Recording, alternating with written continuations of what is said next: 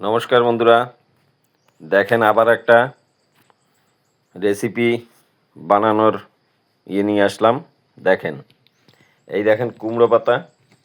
এই কুমড়ো পাতা দিয়ে এই দেখেন মায়া মাছ, আমাদের আন্দামানে এটাকে মায়া মাছ বলে। তো এই মায়া মাছ দিয়ে কুমড়ো পাতায় দেওয়া হবে।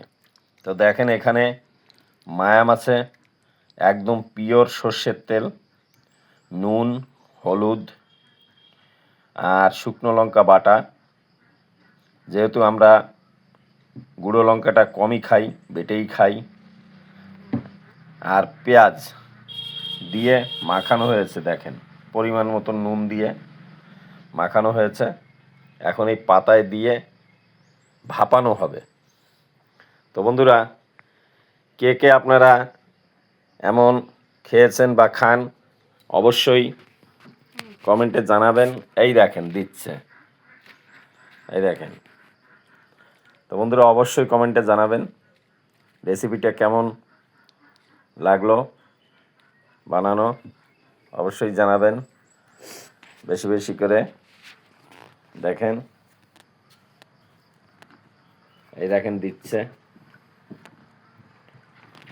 তো বন্ধুরা অবশ্যই বেশি বেশি ভালোবাসা দেবেন, পাশে থাকবেন। যেহেতু বারবার বলি আমি নতুন।